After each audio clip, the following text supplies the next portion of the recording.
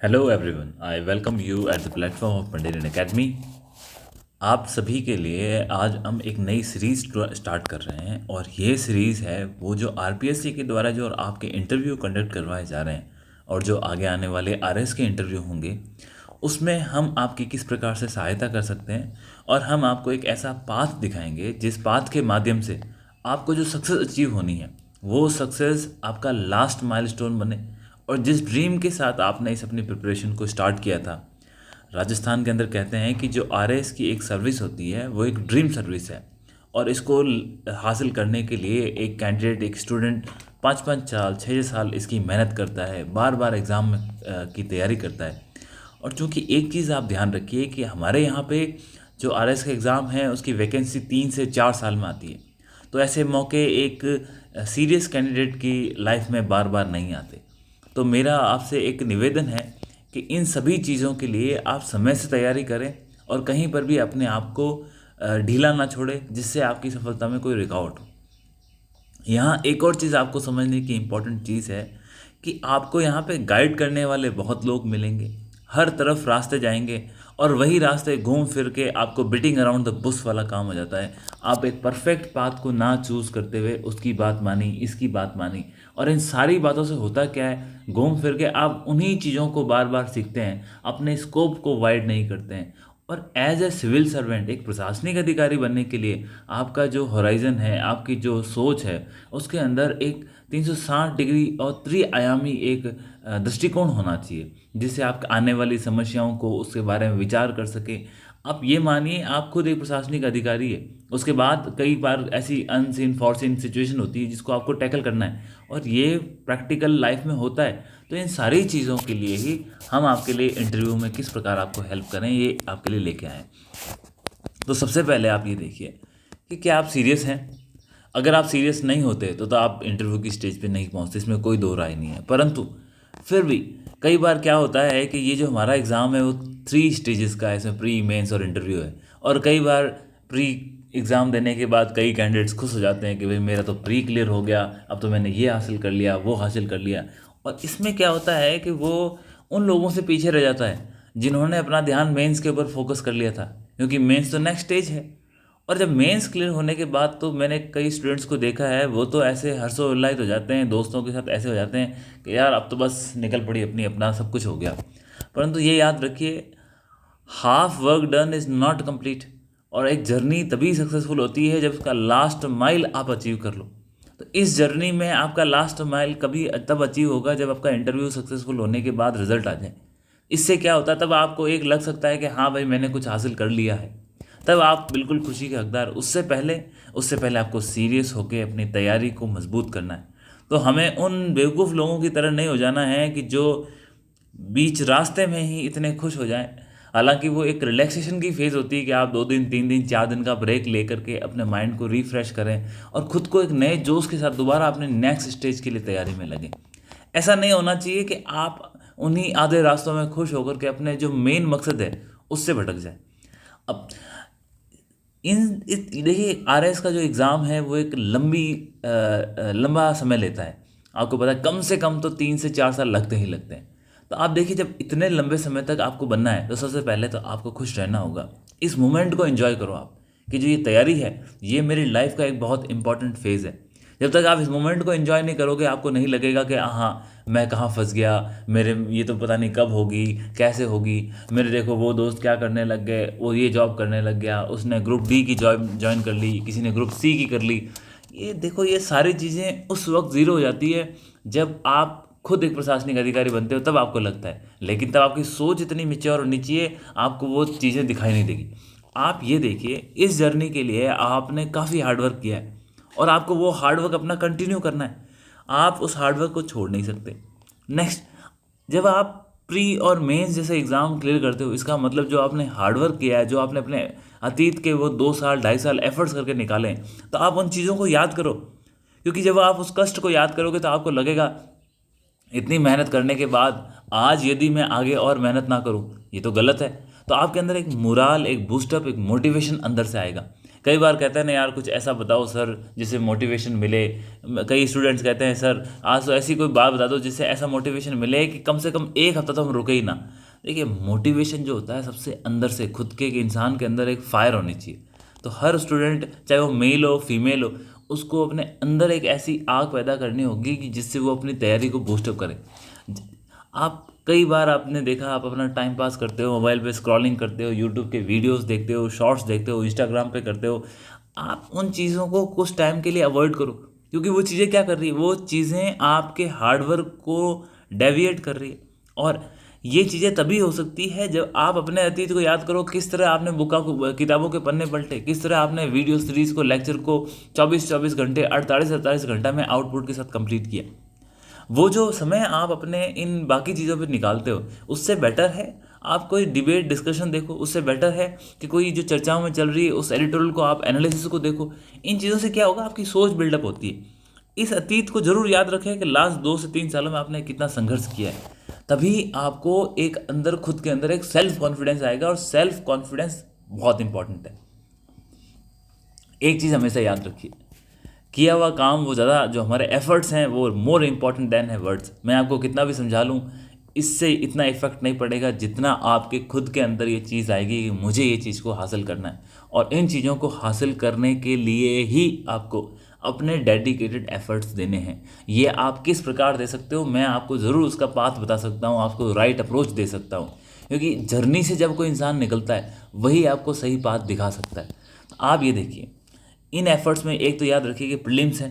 Prelims की जो आपने तैयारी की थी वो लास्ट का 2 ढाई 3 महीने का जो फेज़ था, आप कंटिन्यू लगे हुए थे, आपने सारे करंट अफेयर के नोट्स देखे, आपने अपने रिवीजन के नोट्स किए, उस सब के बाद आप जाके प्री के एग्ज़ाम बैठे और आपको कॉन्फिडेंस आया कि हाँ यार कुछ ऐसा पेपर हुआ है कि शायद मैं कट ऑफ से प्लस आ जाऊँगा। और जिस रिज़ल्ट आया तो आपके उस प्रीलिम्स के रिज़ल्ट ने आपको, आपके एफर्ट्स ने आपको सक्सेस बनाया। उसी प्रकार यदि हम मेंस की बात करें, मेंस के अंदर भी आपने अपने एनालिसिस देखे होंगे, करंट इवेंट्स के टॉपिक देखे होंगे, आपने जो भी हमारी हिस्ट्री, ज्योग्राफी, पॉलिटी, उसके करंट इवेंट्स, उसके ऊपर जो क्वेश्चंस आ सकते हैं साइंस के, इन सारी चीज़ों को आपने गो थ्रू किया और फिर आपने 1 ढाई से 3 महीने की अच्छी आंसर राइटिंग की प्रैक्टिस करी। ये सारी चीज़ें करने के बाद इन एफर्ट्स ने आपको वहाँ सक्सेस किया। परंतु अब इन चीज़ों के बाद सबसे मेन जो इम्पोर्टेंट इवेंट है दैट इज़ इंटरव्यू। क्योंकि आप ये मान के चलिए प्रीलिम से कट ऑफ था, यहाँ मार्क्स से जुड़ने वाले हैं मेंस के और इंटरव्यू के। तो आप ये देखिए जब फाइनल मेरिट में आपके मार्क्स मेंस और इंटरव्यू के जुड़ने वाले हैं तो आप ये जहाँ 100 मार्क्स का आपका इंटरव्यू है, इस इंटरव्यू की वैल्यू कितनी होगी। क्योंकि चूंकि टोटल आपके जो मेंस के मार्क्स है वो 400 से प्लस तो पहुँचने नहीं। हालांकि टोटल जो 8 आउट ऑफ 800 है, परंतु 400 प्लस हम ये नहीं मान सकते कि ज़्यादातर स्टूडेंट्स के मार्क्स आएंगे। तो होगा क्या, लगभग आपका जो वेटेज है वो 25% वेटेज तो आपको सामने दिख रहा है कि आपके इंटरव्यू पे। यदि यहाँ पे मेंस के मार्क्स कम होते जाते हैं, जैसे मान लो 350 के आसपास एवरेज मार्क्स आते हैं, तो होगा क्या, आपके इंटरव्यू का वेटेज बढ़ता रहेगा। तो आप इंटरव्यू को लाइट ना लें, इंटरव्यू के लिए आप डेडिकेटेड तैयारी करें, जिस प्रकार ने आपने प्रीलिम्स में करी थी, जिस प्रकार आपने मेंस ने करी थी। यहाँ पॉइंट ये उठता है कि कई सर आरपीएससी तो इंटरव्यू करवा नहीं रही, उसकी डेट्स तो आ रही नहीं, इस प्रकार से घटनाएं हो रही है, मेंबर वहाँ पे उनके पुलिस की कस्टडी में चले गए हैं, वहाँ के जो अध्यक्ष है उनके ऊपर आरोप लग रहे हैं, वहाँ के सेक्रेटरी का बदलाव हो गया है। आपको क्या करना है उन चीज़ों से, वो सारे के सारे एक अलग डिपार्टमेंट है, हमारा काम उनको देखना नहीं है। हमारा काम तो सिर्फ as a student, as a aspirant, as a interviewee हमें वहाँ जाना है और अपना बेस्ट दे के आना है। और आप अपना बेस्ट तभी दे सकते हो जब आपने इंटरव्यू की प्रिपरेशन की है। और मैं आपको खुद, आप अपने अंतरात्मा से सोचिए, यदि आपने प्रीलिम्स की तैयारी नहीं की होती तो क्या आपका प्रीलिम्स क्लियर होता, और यदि आपने मेंस की तैयारी नहीं की होती तो क्या आपका मेंस क्लियर होता। आपके एफर्ट्स ने आपको इन दोनों एग्ज़ाम्स के जो इम्पोर्टेंट इवेंट्स हैं उन दोनों चरणों से आगे ला के खड़ा किया है। ये कोई ऐसी कोई देवी शक्ति नहीं थी कि जिसने आपको अचानक से आपके प्रीलिम्स और मेंस दोनों को लाके, यस हम ये मान सकते हैं कि लक का फैक्टर कहीं काम करता है, परंतु उस लक का फैक्टर तब काम करेगा जब आपने एफर्ट्स किए होंगे। आपके एफर्ट्स ने आपको इंटरव्यू की स्टेज पे लाके खड़ा किया। और अब यदि आप इस स्टेज पे अपने उन एफर्ट्स को और इम्प्रूव नहीं करते हो, इसका मतलब कहीं ना कहीं आप खुद इन चीज़ों में पीछे रह रहे हो। अभी भी आरएस के इंटरव्यू स्टार्ट नहीं हुए, still we have good time.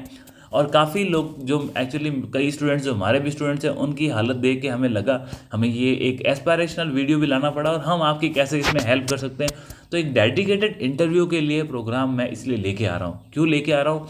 जिस प्रकार से स्टूडेंट डीमोटिवेट हो रहे हैं और जो अपने उन्होंने जर्नी का 2.5 से 3 साल दिया है, वो जर्नी कहीं ब्रेक ना हो जाए, उनके एफर्ट्स हैं वो वेन में ना जाए, तो यहाँ हम आपकी हेल्प करने की कोशिश करेंगे। परंतु आपकी हेल्प हम तब कब कब कर सकते हैं? जब आप खुद उस चीज़ के लिए तैयार हो, उसके लिए आप खुद रेडी हो, और ये चीज़ें आपसे बेटर कोई नहीं जान सकता, क्योंकि आपने ये काम किया है। अब देखिए, हम हमारी टीम आपकी किस प्रकार से हेल्प कर सकती है, ये सबसे इंपॉर्टेंट चीज़ है। तो मैं आपको सिंपली यहाँ पे कुछ चीज़ें बताना चाहता हूँ। सबसे इंपॉर्टेंट चीज़ क्या होती है इंटरव्यू में, कि आपको क्या समझ में आ रहा है और आप उस चीज़ को कैसे वहाँ जा कर के मेंबर्स के सामने या बोर्ड के सामने प्रेजेंट कर रहे हो। तो जो आपकी समझ है, आपको जो समझ में आना चाहिए चीज़ों को, आपकी जो अंडरस्टैंडिंग बननी चाहिए, उसकी जिम्मेदारी मैं लेता हूँ, क्योंकि चीज़ों को ब्रेक करके हमारी टीम आपको समझा सकती है। नेक्स्ट, अब उनकी अपेक्षाएं क्या है? जो इंटरव्यू में बोर्ड बैठा है वो आपसे चाहते क्या है? अब आप भी जानते हैं, हम भी जानते हैं, हमने कई स्क्रिप्ट्स देखी होगी, स्टूडेंट्स आते हैं इंटरव्यू देके, हम उनसे बात करते हैं। कई न्यूज़ चैनल्स हैं, ये जो मीडिया के चैनल्स हैं, उसके अलावा कई सोशल मीडिया के चैनल्स हैं, वो भी आरपीएससी के बाहर खड़े हो जाते हैं कि सर आपसे क्या क्वेश्चंस पूछे गए, बोर्ड किसका था, आपसे कितनी देर इंटरव्यू हुआ, आपको क्या लगता है, आप क्या कहना चाहते हैं, आपने तैयारी कैसे की। तो ये जो सारे क्वेश्चंस आते हैं, इन क्वेश्चन से भी हमें कुछ सवाल मिलते हैं, जो सवाल हमसे पूछे जा सकते हैं। तो आप ये देखिए, यहाँ आपको समझना ज़रूरी है कि आखिर हम किस रेस्पॉन्सिबिलिटी और किस अंडरस्टैंडिंग की बात कर रहे हैं। तो होता क्या है, जनरली आप देखो, वो आपसे आपका बैकग्राउंड पूछेंगे। बैकग्राउंड में आपका एजुकेशनल बैकग्राउंड हो सकता है, आपका इकोनॉमिकल बैकग्राउंड हो सकता है, आपकी आर्थिक, आपका सोशल बैकग्राउंड हो सकता है, आप अर्बन से हैं, रूरल से हैं, और वहाँ की होने वाली समस्याओं का बारे में हो सकता है। तो आप ये देखिए, इन चीज़ों को ज़्यादा ध्यान देने की ज़रूरत इसलिए नहीं होती कि वो पता होती है आपको। आपका एजुकेशनल बैकग्राउंड, आपने 10th कहाँ से की, 12th कहाँ से की, ग्रेजुएशन कहाँ से की, उसमें गैप क्यों था, तो ये चीज़ें आपका जो प्रैक्टिकल आंसर है आप वही देंगे। फिर आपकी इकोनॉमिक डेवलपमेंट, आप कोई जॉब कर रहे हैं, क्या आपके पास फाइनेंशियल पावर है? यदि आपको फाइनेंशियल पावर नहीं है, तो आप कैसे रिसोर्सेज का इस्तेमाल कर रहे हैं, आप खुद को सर्वाइव कैसे कर रहे हैं? तो ये चीज़ें आपसे पूछेंगे तो आप उसका आंसर दे सकते हैं। सोशल बैकग्राउंड, जहाँ हम अगर अर्बन एरिया में रहते हैं या फिर हम ग्रामीण परिवेश से आते हैं, तो वो चीज़ें हमारा सोशल इन्वायरमेंट को और इकोनॉमिक इन्वायरमेंट को प्रभावित करती है। जो हमारी, जैसे आप मान लो रूरल एरिया से है, तो सवाल है कि आपसे पूछ सकते हैं कि एग्रीकल्चर के संदर्भ में कोई सवाल पूछ लिया जाए। तो यदि आप प्रैक्टिकली रूरल एरिया में रहते हैं तो आप इन चीज़ों को जानते होंगे। वहीं कोई कहता है कि मेरा ये शौक़ है, वो शौक़ है, तो देखिए, जो शौक़ होते हैं, जो रुचियाँ होती है, जो आपकी हॉबीज़ हैं, आप खुद बता रहे हो उनको, तो ये तो एक्सपेक्ट करेंगे कि आप सही बता रहे हो, और जब आप सही बता रहे हो तो उसके आंसर आप सही देंगे। तो ये सारी चीज़ें एक नॉर्मल चीज़ें हैं जिसके आंसर्स आप जनरली हर स्टूडेंट बताता है। अब ये देखिए, यहाँ ये एक क्वेश्चन है कि कौन कितना अच्छा बताता है और कौन कितना उसको ख़राब तरीके से प्रेजेंट करता है। इसमें एक सुधार किया जा सकता है कि बात करने के तरीके से। इसीलिए हम कहते हैं आपस में डिस्कशन करें, छोटे ग्रुप्स बनाएं, और चीज़ों को जब आप संवाद करते हैं तो उससे आपको पता लगता है कि मेरे में क्या कमियाँ हैं। अकेले रूम में बैठ के और केवल सारे दिन फ़ोन और बुक्स के पन्ने पलटने से आपके संवाद में इंप्रूवमेंट नहीं हो सकता। तो इंटरव्यू का एक मेन एस्पेक्ट ये होता है कि आपका डिस्कोर्स, आपका डिबेट, आपका संवाद किस प्रकार का है और किस तरह से आप बातें करते हैं। लेकिन इसके अलावा कुछ ऐसी चीज़ें हैं जिसके ऊपर आपकी अंडरस्टैंडिंग बहुत इंपॉर्टेंट है। उसका रीज़न मैं बताता हूँ। जितने हमारे बोर्ड के मेंबर्स हैं, चाहे वो किसी आपकी एजुकेशनिस्ट हो, मतलब कि कोई भी एक शिक्षाविद हो, या आपके कोई भी सिविल सर्वेंट्स हो, या कोई भी सोशल सर्विस सेक्टर के मेंबर्स हो, उनकी अपेक्षाएं क्या होती है? आप क्या सोचते हैं कि वो अपने इतिहास को देखेंगे, जाके याद कर रहे होंगे? उनकी जनरली जो एज होती है वो अराउंड 50+ तो होती ही होती। तो आप ये एक्सपेक्ट करते हैं कि 50+ का एक जो वहाँ पे मेंबर्स बैठे हैं, वो अपने अपने सब्जेक्ट जो उन्होंने ग्रेजुएशन में पढ़े उन चीज़ों को याद करेंगे? बिल्कुल नहीं करते। इसीलिए वो हमेशा कॉमन सेंस के क्वेश्चंस पूछते हैं, जिसका आंसर जनरली स्टूडेंट देते हैं। यहाँ इश्यू क्या आता है, इन लोगों के पास एक बहुत अच्छी हैबिट होती है, और इन सभी के पास एक हैबिट होती है, और वो हैबिट होती है न्यूज़पेपर रीडिंग की।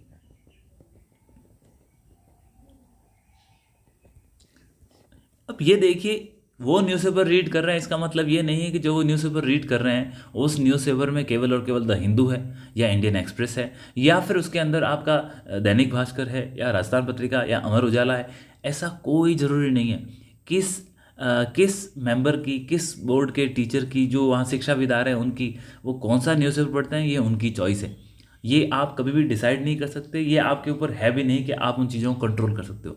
परंतु यस, इम्पॉर्टेंट क्या है, इन सभी न्यूज़पेपर के अंदर जो इंटरेस्ट होगा, जो करंट इवेंट चल रहे होंगे, जो टॉपिक्स चल रहे होंगे, वो टॉपिक्स उनकी भी एक समझ बनेगी और आपको भी एक समझ बनानी है। इसमें कोई न्यूज़पेपर आप कौन सा स्पेसिफिक पढ़ते हैं वो इंपॉर्टेंट नहीं है, परंतु उस टॉपिक पे आपकी क्या समझ है वो ज़रूरी है। उसको आप कितना सारगर्भित तरीके से समझ पा रहे हैं, आप उसको आपस में डिस्कस कर पा रहे हैं, आप किसी को उस टॉपिक के बारे में आसानी से बता सकते हैं, तो ये चीज़ें इंपॉर्टेंट है। मैं ये कहता हूँ, देखा है हमने कई बार, स्टूडेंट्स कहते हैं देखो सर हमने पूरी लाइफ हमने हिंदी पढ़ी और हमने हमारे घर में राजस्थान पत्रिका आता है, द हिंदू वाला तो कभी आता ही नहीं, डिलीवरी नहीं करता सर, फ़ोन के अंदर अखबार नहीं पढ़ सकते, ये नहीं कर सकते।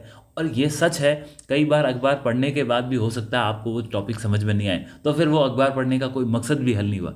आपको टॉपिक से फोकस करना है, समय बहुत आपके पास कम है। मैं यहाँ पे क्या कह रहा हूँ कि मैं क्या कर सकता हूँ आपके लिए, हमारी टीम क्या कर सकती है, ये जो टॉपिक्स हैं जो इंटरव्यू में, स्पेसिफिक इंटरव्यू में, और मैं आपको बता दूं कि जो इंटरव्यू में क्वेश्चन आज बन रहे हैं वो अगले मेंस के सवाल होंगे, क्योंकि मेंस के सवाल जो पिछले 2-2.5 साल के अंदर जो चलते हैं इवेंट्स, जो बहुत बड़े इवेंट्स हैं, वो इवेंट्स ही आपके मेंस के भी क्वेश्चंस बनते हैं। ये हमने और आपने देखा होगा। लास्ट ईयर हमारे RS 2021 के मेंस के अंदर क्वेश्चन था, फॉर एग्जांपल मैं सिर्फ और सिर्फ एक या दो ही एग्जांपल दूंगा क्योंकि ये हमारा जो टॉपिक है वो इंटरव्यू के संदर्भ है, लेकिन एग्जांपल दूंगा। हमारा क्वेश्चन आया था मेंस के अंदर, क्वेश्चन आया था क्वाड को लेकर, क्वाड ग्रुप की मीटिंग को लेकर, और क्वाड जो है पिछले 2 साल से चर्चाओं में था। उसके बाद एक क्वेश्चन आया था कि पैसिफिक ओशियन के अंदर किस प्रकार से प्रशांत महासागर में, वहाँ का जो हिंद प्रशांत महासागर का क्षेत्र है, वहाँ पे जो जियो पॉलिटिकल घटनाएं अनफोल्ड हो रही है वो किस प्रकार से आप ये सोचिए, ये topic very well current affair में थे और ये टॉपिक इंटरव्यू के लिए भी पिछले साल पूछे जा रहे थे, और फिर 2000 RS 21 के 2000 मेंस के अंदर, 2021 के मेंस के अंदर इन सवालों को पूछा गया। तो आपको इंटरव्यू पे फोकस करने के लिए और आपको टॉपिक्स की बेटर अंडरस्टैंडिंग होनी चाहिए। और मैं यहाँ आपको ये गारंटी से कह सकता हूँ कि इन चीज़ों को अगर आप प्रिपेयर नहीं करते तो आप वहाँ पे 50+ एज के जो मैच्योर बैठे हैं उनको आप कभी भी एक्सप्लेन करने में समर्थ नहीं होंगे। तो होगा क्या, या तो आपको समय से पहले ही कह देंगे ओके कोई दूसरा टॉपिक पूछ लिया जाएगा, या आपको बोल देंगे okay thank you we understand and your interview is over.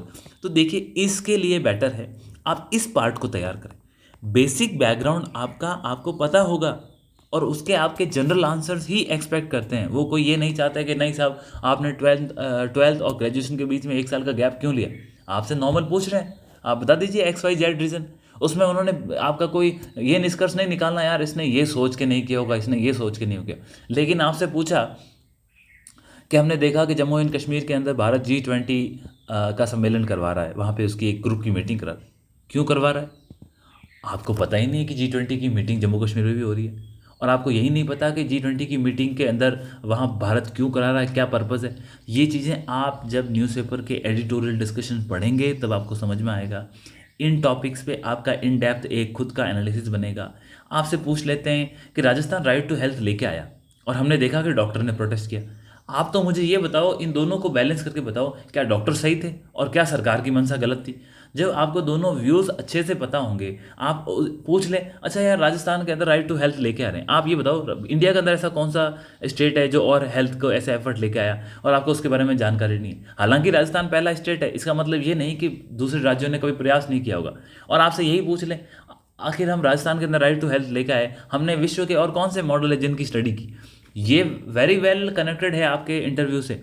और तो फिर ये चीज़ें आपको इन डेप्थ में पता होनी चाहिए, और इसी को इंटरव्यू की प्रिपरेशन बोलते हैं। आप किसी भी, चाहे वो UPSC कंडक्ट करवाती है चाहे RPSC, एक आपको सीरियस कैंडिडेट यही बोलेगा, और आपको जो हमारे प्रीवियस इन संघ की इसके अध्यक्ष रह चुके हैं या मेंबर्स रह चुके हैं RPSC UPSC के, उनका यही कहना होता है आप इंटरव्यू के लिए कम से कम 2.5-3 महीने या 4 महीने आप न्यूज़पेपर पढ़ें, आप 2 न्यूज़पेपर पढ़ें, आपने स्टेट के बारे में जाने आखिर वो कहना क्या चाहते हैं। अभी लिथियम के रिजर्व मिले हमारे राजस्थान में, अब उसको लेके कंट्रोवर्सी है, GSI कह रही है कि नहीं मिले और न्यूज़पेपर के अंदर आ रहे हैं कि मिले हैं। तो आप एक एजुकेटेड हो क्योंकि आपने प्री मेंस क्वालिफाई किया है, आप एक सिविल सर्विस को ज्वाइन करने के लिए जा रहे हो। ये चीज़ें आप ये एक्सपेक्ट नहीं कर सकते कि मेरे से नहीं पूछा जाएगा या मैं नहीं बोलूँगा तो चलेगा। इतनी बातें बताने के साथ मैं आपको बता रहा हूँ कि आपको जो ये टॉपिक समझाने की जिम्मेदारी है मैं ले रहा हूँ, और जो हमारी टीम ले रही है, और हम इसमें कैसे हेल्प करेंगी। तो आप देखिए, सबसे पहले एक इम्पॉर्टेंट चीज़ होता है कि आपको न्यूज़पेपर पढ़ना है। आप नहीं पढ़ पा रहे, कोई बात नहीं, मैं आपको कह रहा हूँ रीडिंग न्यूज़पेपर का जो मेन एजेंडा है वो अंडरस्टैंडिंग टॉपिक्स हैं, जो मेन इवेंट चल रहे हैं उनकी समझ होनी चाहिए। और आपको इन टॉपिक्स को समझने के लिए अगर आप नहीं समझ पा रहे हैं, और इसमें कोई दो राय नहीं है कि जो इंग्लिश न्यूज़पेपर होते हैं उसके अंदर जो इनका जो डिस्कशन होता है, जो इनके आयाम दिए होते हैं वो काफ़ी अच्छे होते हैं। हिंदी न्यूज़पेपर के बनस्पत वहाँ पे जो एडिटोरियल लिखते हैं वो उनके एक्सपर्ट ज़्यादा अच्छे होते हैं। तो इसमें तो कोई दो राय नहीं है, ये मैं नहीं कह रहा, जो इंडस्ट्री के अंदर जितने भी लोग हैं उन सभी के व्यूज़ हैं। इसीलिए generally the Indian express, the Hindu, in newspapers को पढ़ने की सलाह दी जाती है। परंतु हमारा इतिहास इसके लिए जिम्मेदार है कि हम उस तरफ नहीं बढ़ पाते और हम हिंदी न्यूज़पेपर पे स्टिक है। कोई उसमें गलत नहीं है, आप हिंदी न्यूज़पेपर भी पढ़ें, आप टॉपिक समझें। अगर नहीं समझ पा रहे हैं, आपको कोई भी टॉपिक ऐसा लगता है कि आप नहीं समझ, तो मेरी आपसे ऑनर रिक्वेस्ट है, इट इज़ फॉर यू, ये आपके बेनिफिट के लिए है कि आप हमारे जो एडिटोरियल के एनालिसिस हैं उनको जाके ज़रूर देखें। ये कोई इंटरटेनमेंट के लिए बनाए गए मैं इसमें जो टॉपिक्स लेके आऊँगा वो इंटरटेनमेंट पर्पज़ से नहीं है, बल्कि उनका मकसद एजुकेशनल पर्पज़ है। और आप जब वहाँ पहुँचते हो तो आपसे ये एक्सपेक्ट किया जाते हैं कि आप सीरियस स्टूडेंट हो और आप एजुकेशन के पर्पज़ के हिसाब से ही हमारे सामने बैठ के किसी बात का जवाब दोगे। तो इन चीज़ों के लिए इन एडिटोरियल डिस्कशन को आप ज़रूर देखें। होगा क्या, आप एक बार एक टॉपिक देखें, उस टॉपिक को देख के फिर आपके मन में उस 100% में से 70%, 60% भी आपका कंटेंट आपके दिमाग में रह गया, तो ये मैं आपको गारंटी देता हूँ कि आपसे बेटर एक्सपर्ट उस रूम के अंदर जब आप इंटरव्यू दे रहे होंगे तो कोई नहीं होगा। तो ये एक बहुत इंपॉर्टेंट चीज़ है। जो अभी सब इंस्पेक्टर के इंटरव्यू हुए उसमें जो हमारे स्टूडेंट्स गए उनसे जो हमारी बातचीत हुई, उन सारी चीज़ों को इसमें इंक्लूड करते हुए मैं आपको ये टॉपिक्स बता रहा हूँ। टॉपिक्स की लिस्ट आपको चाहिए, मैं आपको नीचे हमारे इसमें ऐड कर दी जाएगी।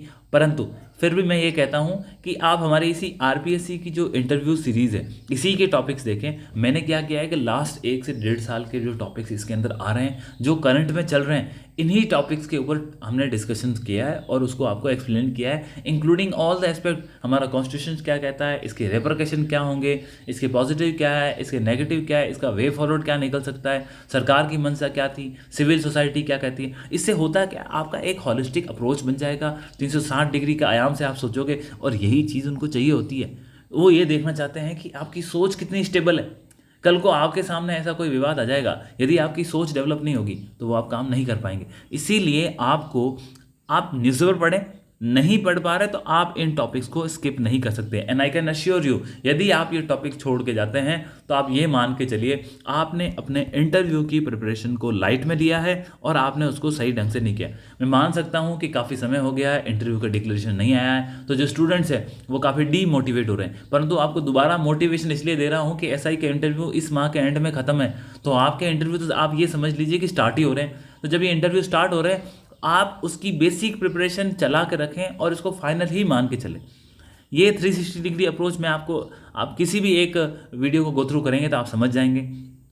नेक्स्ट, एक चीज़ मैं आपसे ये कहना चाहता हूँ कि जो चीज़ मैं पढ़ा रहा हूँ, मुझे हो सकता है आपसे बेटर नॉलेज हो, तो शायद मेरे लिए नोट्स बनाना या उसका रिवीजन करना इतना इंपॉर्टेंट नहीं हो, क्योंकि जब आप चीज़ों को बार बार पढ़ते हैं तो शायद आपके दिमाग में वो, आपके सबकॉन्शियस माइंड में वो सेटल हो जाती है। परंतु आप वीडियोस को तो एक बार देखेंगे, तो आप क्या करें, या तो उसके बुलेट नोट्स हैं उनको बना लें और फिर उनका इंटरव्यू से पहले रिवीजन कर लें, छोटे छोटे से पॉइंट बना लें। और नहीं बना सकते तो फिर आप क्या करें कि जब आपका इंटरव्यू आता है उस टाइम उसको दोबारा एक बार वीडियो सीरीज़ को रिफ्रेश कर लें और एक बार स्पीड से आप उनको देख लें। जब आप सेकंड टाइम देखते हो आपकी अंडरस्टैंडिंग और बढ़ती है। परंतु यहाँ 2 सजेशन है मेरे एंड पे। मैं पहला सजेशन तो यही दूंगा कि कोशिश करें कि थोड़े से नोट्स बना लें। हालांकि इतने नोट्स नहीं बनेंगे आपके साथ, या 8 लाइन के नोट्स बनेंगे या 10 लाइन के नोट्स बनेंगे या 1 पेज के नोट बनेंगे एक टॉपिक के। और ऐसे कितने टॉपिक हो सकते हैं, मैक्सिमम 25 टॉपिक हो सकते हैं। इससे बाहर उन्होंने सवाल आपसे नहीं पूछना है। और फिर उन्हीं नोट्स का आप जाने से पहले रिवीजन कर लें। अगर आपको ये भी सूटेबल नहीं लगता है तो आप क्या करें, वीडियो सीरीज़ देखें और जब दोबारा उसको एक बार जब भी समय मिले, कुछ टाइम के बाद, 1 महीने बाद, 15 दिन के बाद, या जब आपका इंटरव्यू आ रहा है उससे 6 या 7 दिन बाद, उनको एक बार गो थ्रू कर लें। क्योंकि यही चीज़ें होती है जो इंटरव्यू में आती है। दुनिया क्या बोलती है ये इतना इंपॉर्टेंट नहीं है। यहाँ आप फोकस करें अपने इंटरव्यू पे। You are as much RS as much who have got selected, क्योंकि आप मेंस क्वालिफाई करके आ चुके हो, आपने अपने रिजल्ट्स उनको दिए हैं, आप एफर्ट्स लगा चुके हो, उन्हें भी पता है कि इस कैंडिडेट्स को जानकारी है, इस जानकारी को आपको और दिखाना होगा। और वो आप कैसे दिखा सकते हो? आप अपने इंटरव्यू की जो करंट इवेंट्स चल रहे हैं उनकी प्रिपरेशन के साथ। ये जो करंट इवेंट्स है ये आपके इंटरनेशनल, ये आपके करंट इवेंट फिर आपके नेशनल, और जो हमारे स्टेट है उससे संबंधित है, इन पे फोकस होना चाहिए। फॉर एग्जाम्पल मैं आपको सिर्फ और सिर्फ एक बात बताता हूँ।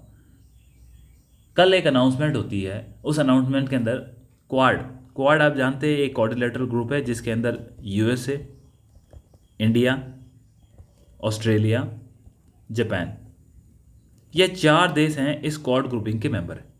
अब हुआ क्या, ये जो मीटिंग हो रही थी इस बार ऑस्ट्रेलिया के अंदर हो रही थी। यहाँ से नरेंद्र मोदी जी भी वहाँ पे ऑलरेडी हमारा G7 की मीटिंग चल रही थी तो वहाँ पे वो पहुँच गए। अब वहाँ पे ऑस्ट्रेलिया के प्राइम मिनिस्टर ने अनाउंसमेंट किया कि इस साल का जो क्वाड का मीटिंग है वो इस साल हम क्वाड की मीटिंग नहीं कर रहे। अब आप सोचेंगे कि क्वाड चाइना को लेकर इतना इंपॉर्टेंट इवेंट था, इतना फोकस किया गया और मीटिंग ही नहीं हो रही है, उसमें भी सिर्फ और सिर्फ 4 ही देश हैं, तो क्यों नहीं? हुआ क्या कि यूएसए की जो प्रेसिडेंट है, यूएसए के प्रेसिडेंट का कहना है कि जो मेरे डोमेस्टिक रीजन है उसकी वजह से मैं आ नहीं पाऊंगा। अब हालांकि डोमेस्टिक रीजन क्या है सबको पता है, अगर आप नहीं हो इन टॉपिक्स को, इन इंटरव्यू की प्रिपरेशन नहीं कर रहे तो आपके लिए मुश्किल है। वरना यूएसए के अंदर फिलहाल वहाँ पे एक फाइनेंशियल क्राइसिस चल रहे हैं। जो कोई कंट्री की क्षमता होती है लोन लेने की, मतलब खुद जितनी उसकी अर्थव्यवस्था है, जो उसका डेब्ट का सीलिंग लेवल है, किस क्षमता तक आप लोन ले सकते हो, वो सीलिंग लेवल अमेरिका उस सीलिंग लेवल तक पहुंच चुका है। और अब अमेरिका किसी और इससे अधिक वो डेब्ट नहीं ले सकता, क्योंकि वहाँ पे संविधान, उनके पार्लियामेंट ने इसको लेकर के, वहाँ की सीनेट ने एक कानून बना के पारित कर रखा है और इसकी डेडलाइन है वो 1 जून है। तो यूएसए के प्रेसिडेंट के लिए खुद की उसकी डोमेस्टिक पॉलिटिक्स जरूरी हो गई बजाय कि इंटरनेशनल पॉलिटिक्स के, इसीलिए क्वाड की मीटिंग नहीं हुई। और आप ये भी सोच सकते हो क्वाड जैसे ग्रुप के अंदर यूएसए के प्रेसिडेंट के ना आने से बाकी तीनों देश आपस में मीटिंग ही नहीं कर रहे। आप सोच लिए किस प्रकार से यूएसए ने इन पावर्स को सप्रेस कर रखा, या उनके ऊपर उसका ओवर आर्चिंग एक कंट्रोल है। देखिए ये सारी चीज़ें, एक बात बड़ी छोटी है कि क्वाड के अंदर यूएसए के प्रेसिडेंट नहीं आ रहा या क्वाड की मीटिंग नहीं हो रही, परंतु आपको ये सोचना होगा, आपसे तो वो ये पूछेंगे कि साहब अच्छा ठीक है नहीं आ रहा है, इसका कारण क्या है? अच्छा आपने कारण बता दिया, वो आपसे पूछ लेंगे इसका हम क्या मतलब निकालें। तो ये जो होता है इसी को हम 360 डिग्री अप्रोच, या फिर उसको हम एक ये कहते हैं कि आपका वाइडर स्कोप होना चाहिए। जिस चीज़ों से ये एक एग्जांपल दिया मैंने आपको, आप इसमें कई टॉपिक से जाके देख सकते हैं। और वर्तमान में जिस तरह के टॉपिक्स चल रहे हैं ये बड़े रिलेवेंट है हमारे एग्जाम्स के लिए। तो आई होप आपको ये मैंने जो चीज़ें समझाई है वो होगी। तो हमारी जो आरपीएससी की ये जो इंटरव्यू की सीरीज़ है, जो हमारा फोकस इसमें RAC है, इस इंटरव्यू सीरीज़ के अंदर आपको प्ले लिस्ट के अंदर इसके ऊपर डेली वाइज मैं आपके टॉपिक्स डालता रहूँगा। मैं कोशिश करूँगा दिन में 1 या 2 इतने ही टॉपिक्स आते हैं जो हमारे इंटरव्यू संदर्भ, और कुछ टॉपिक्स जो ऑलरेडी एडिटोरियल डिस्कशन के माध्यम से मैं चला रहा था उसको भी मैं डाल दूंगा। इसको ज़रूर गो थ्रू करें और इसके कोशिश करें, नोट्स बनाएं, and I can guarantee you जिस दिन आपके जवाब आरपीएससी के अंदर आप देख के आएंगे इन सवालों के जवाब, आपको वर्थ लगेगा कि शायद मैंने मेरी जो कोशिश थी उसको नहीं छोड़ा और इसी कोशिश ने मुझे आखिर में एक कामयाब प्रशासनिक अधिकारी बनाया। इन्हीं शब्दों के साथ मैं आप कोशिश करूंगा कि आप इसको देखेंगे and you will do good with your preparation. और अगर आपकी प्रिपरेशन अच्छी है तो रिजल्ट्स आपके फेवर में आएगा, इसे कोई नहीं रोक सकता। एंड प्लीज़ मेरा एक आपसे एक रिक्वेस्ट है आपसे, अपनी जिस प्रिपरेशन को लेके आप आए हैं उस प्रिपरेशन को जारी रखें, उसको वेन ना होने दें, उसको बर्बाद ना होने दें, वरना जब रिजल्ट आता है तब तकलीफ होती है। इसलिए आप एफर्ट्स करें and I hope mandarin academy की ये जो सीरीज़ है वो आपके इंटरव्यू के लिए हेल्पफुल है। Thank you so much.